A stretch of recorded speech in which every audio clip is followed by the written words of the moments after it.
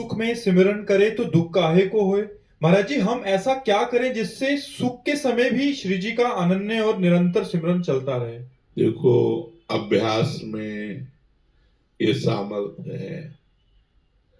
जब हम स्वस्थ होते हैं तो हमें विषय भोग सुहाते हैं, भजन अच्छा नहीं लगता। और जब दुख होते हैं तो उसकी पीड़ा से मन व्यथित रहता है, दुख का चिंतन करता है, तो भजन नहीं होता।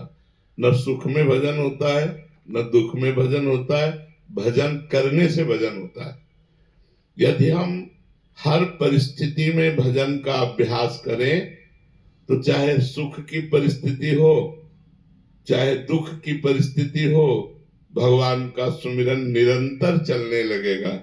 इसके लिए अभ्यास योग युक्तेन चेतसा नान्यगामिना, ऐसा अभ्यास करो। सुख में, दुख में, संपत्ति में, विपत्ति में, लाभ में, हानि में, सुख दुखे समय कृत्वा लाभा लाभो जया जयो, हर परिस्थिति में भगवान का स्मरण चले। ये अभ्यास से होता है, स्वतः नहीं होता कि सुख में स्वतः सुमिरन हो या दुख में सुमिरन हो। यह अभ्यास से होता है। दुख में संसारिक लोग याद आते हैं, सुख में अभिमान में फूट करके वो विषय भोग भोगना चाहता है। इसलिए भगवान के भजन का तो कहीं समय है ही नहीं। उसको हमें अभ्यास के द्वारा निरंतर लाना पड़ेगा। अगर कोई कहे, एक जैसे साधक कह रहे थे कि मैं खुशी चाहता हूं, सब कुछ है पर मैं खुश नहीं हूं, तो खुशी कहां मिलेगी?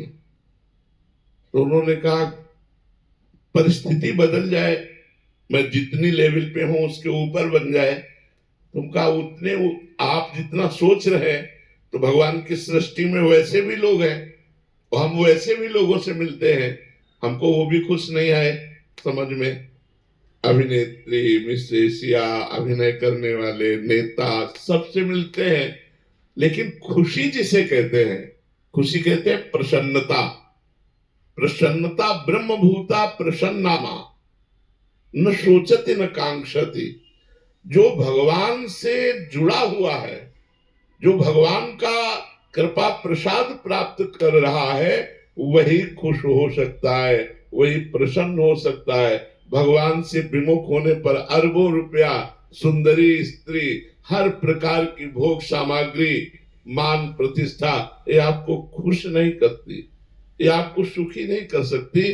चाहे जितना वैभव कमा लो, आप चिंता, शोक, भय इससे ग्रस्त रहेंगे। तो हम जिसे सुख समझते हैं वो सुख नहीं, सुख की छाया है।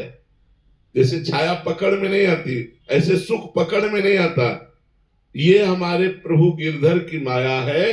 अगर सुख पकड़ना है तो भगवान का नाम करो, नाम जब ऐसा अभ्यास करो, उठते बैठते चलते फिरते खाते पीते, भूख में प्यास में, सर्दी में गर्मी में, मान में अपमान में, सब परिस्थिति में हमारा नाम न छूटे, तब बात बनेगी। तो हमारा दुख दुख ही नहीं होगा। जब नाम जप करेंगे तो दुख दुख ही नहीं होगा, दुख सुख प्रदान करेगा। आप सच्ची मानिए, इसीलिए हम अपना उदाहरण देते हैं। भारी कष्ट में भी एक अंदर आनंद रहता है, एक खुशी रहती है। मरने की बात भी सोचने पर एक खुशी रहती है कि मरूंगा तो अपनी श्री जी से मिलूंगा। अब मुझे कोई नहीं रोक सकता, श्री जी से मिलने से कोई नहीं रोक सकता। कोई माया की ऐसी ताकत नहीं कि श्री जी से मिलने से रोक दे, नहीं, अब नहीं रोक सकती। इस बात की खुशी है, मरने से सब जग डरा मेरो मन आनंद, कब मरियो कब बेटियों पूरन परमानंद। कब मैं अपने परमात्मा से मिलूं, कब मैं अपनी श्री जी से मिलूं, शरीर छूटे और उनकी नित्य सेवा में जाऊं। और शरीर है तो उनकी सेवा में लगा हूं। ये कैसे संभव हो सकता है? किसके शरीर की अस्वस्थता हो और उसका दिमाग उत्तर दे रहा हो। दिमाग तो निगेटिव डिप्रेशन में चला जाएगा। ये तभी हो सकता है जब खुश दिमाग हो, मन प्रसन्न हो, ऐसा कैसे हो सकता है जिसका शरीर पीड़ा युक्त हो और मन प्रसन्न हो? ये भगवान की सामर्थ्य से। इसलिए हम आप सबसे प्रार्थना करते हैं कि अगर आप चिंता, शोक, भय और दुख से पूर्ण रूप से बचना चाहते हो तो राधा राधा रटो। चाहे सुख में हो तो राधा बोलो, दुख में हो तो राधा बोलो। हम वृंदावन वासी राधा उपासी राधा राधा बोलते हैं।